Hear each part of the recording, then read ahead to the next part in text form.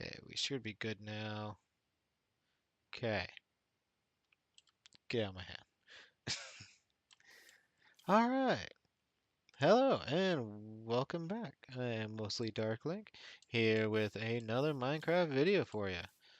Today's is a how-to, and it's how to get started with incorporating redstone into your builds. Now, oops, for many of us, redstone can be quite intimidating. Uh, if you've been playing Minecraft for a long time, you probably also remember when you first started using redstone, it was maybe gave you a headache. Maybe not. Maybe you were one of the few who just picked up on it right away. But for a lot of people, it can get intimidating, like how to just make the circuit in general.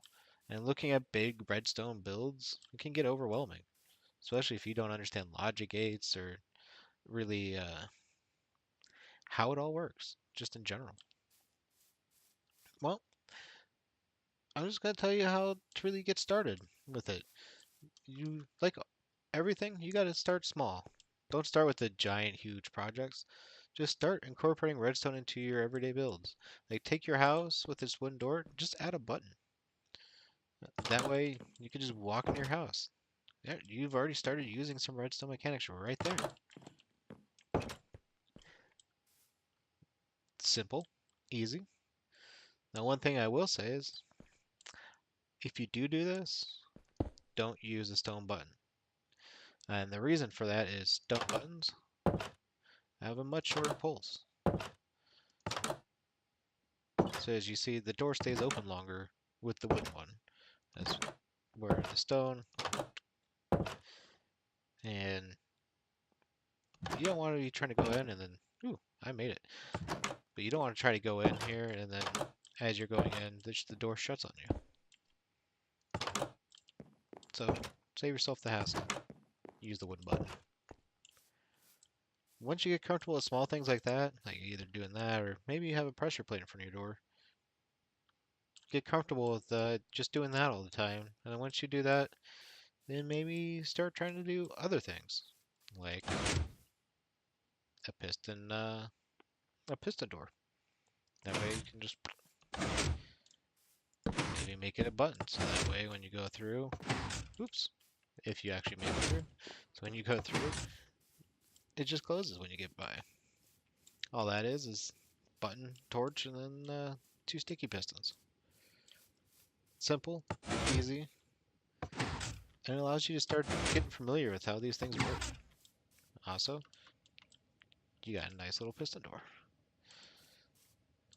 Then, maybe you want to make that piston door just a little bit bigger. So you make it 2 wide. You learn how to have a redstone circuit where you can go through the center of it and it still works. Now that one, oops, that one, simple redstone, it's just torch, some redstone here to another torch, and then your redstone pistons. And it works because it's powering this block, which powers the pistons. And when you hit on one of these pressure plates, this redstone activates, shuts off the torches. And that's why these retract. Simple, easy. And again, it helps you get familiar with it. It's starting to actually incorporate a little bit more redstone. It's a little bit more complicated than just a button and a torch, or just a button. But we're slowly upgrading. Then, maybe after you're done with that,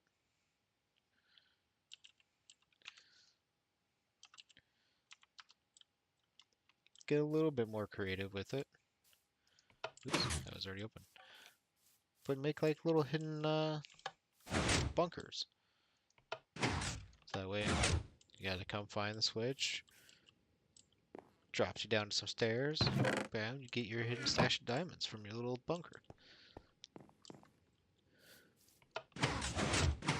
And it's just really simple, quick, easy redstone that you can just incorporate into your build. It's a little bit more complicated than the last one. This one we're introducing some repeaters, but still simple. And it's just the next step. Just start getting familiar with more and more things. And that's really how you get started. It's just little tiny things that you can incorporate into your current builds.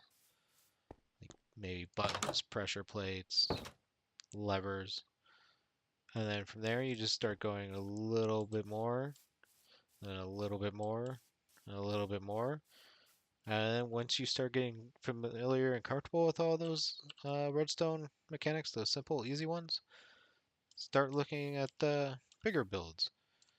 Maybe look at some machines created by YouTubers like Ilmango, Mumbo, and start building their builds.